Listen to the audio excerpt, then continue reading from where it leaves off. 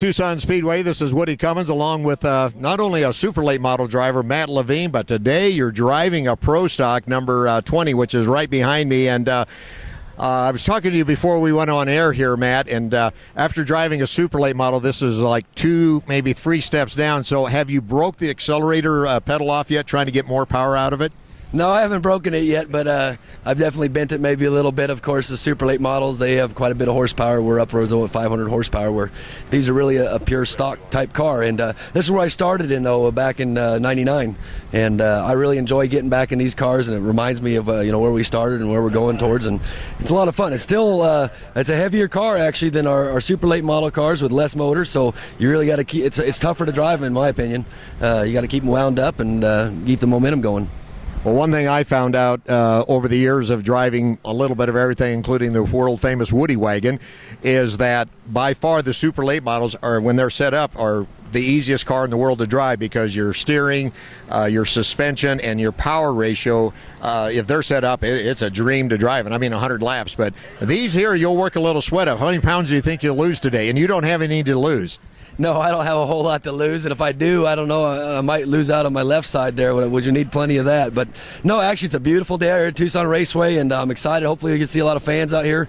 Good car count, and the track's doing such a wonderful job keeping it maintained and really promoting racing here in southern Arizona. And glad for all these competitors to come out. We're going to put on a good show today.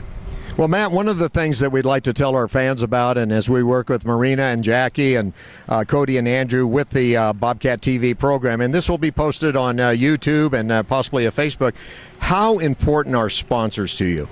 Well, sponsors are huge. Our cars, people make a joke, it might be a rolling billboard, but at the end of the day, we try to get their product or their business out there and promote it, and they in turn help us with our expenses, our tires, our fuel, building the cars, incidentals. So sponsors are key, and if we can go out there and we can get them in victory lane, which is always a preferred place to be, but we have great local support with local businesses out here, and we encourage all local businesses to participate some way or another at the track. Well, one thing I've noticed, if you travel around Tucson, and I noticed we got Verde Barbershop here on Dad's car. You also have Derma Spectra as one of your sponsor, Tucson, Port of Tucson, and others I'll let you mention. But one of the things I've noticed, and I saw the barbershop there, but you can walk into a lot of businesses in Tucson and in Vail, go down to Green Valley, Sahuarita, and you will see pictures of cars with their sponsor, and they're very proud of sponsoring cars, especially if there's a trophy sitting next to it. You bet. Every year after we're done and we've completed a great season of racing, I go to all my sponsors, and like Subway at Rita Ranch, picture of my cars hung in there for many years, and we do a lot of in-kind trades. I mean, Subway used to supply all the food for the races, barbershop. I've known that barbershop for almost 30 plus years now, and I get a free haircut anytime I go in there, and all my pictures and all of our cars are hanging up in the barbershop. So there's a lot of different types of sponsors out there. I love the in-kind trade. I love a good Subway sandwich. So, but no, in the Port of Tucson and Derma Spectra, which are great companies out there and give us a great financial support, because what do you know, this sport is not cheap. No, it's not cheap, and I'm going to ask you to do a favor. Grab your hat, because when you spoke of barbershop, you and I have the identical haircuts, so we just want to let all of you know that's a cheap haircut. It's a real cheap haircut, so I'm sure when I walked in there, I said, can we do an in-kind trade? They said, you bet. What do you got, 5 minutes in the chair at best?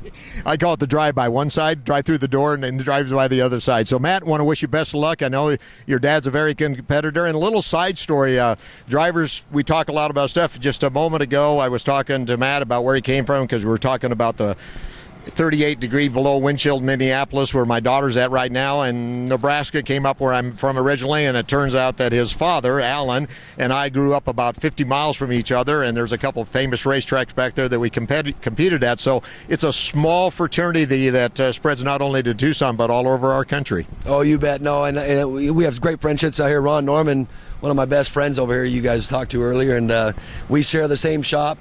But not only do that, we always hang out together, spend a lot of time. Our families enjoy each other's time. So, yeah, it definitely is. A NASCAR and racing in general is a family sport, in my opinion, and it's a nice fraternity of good people.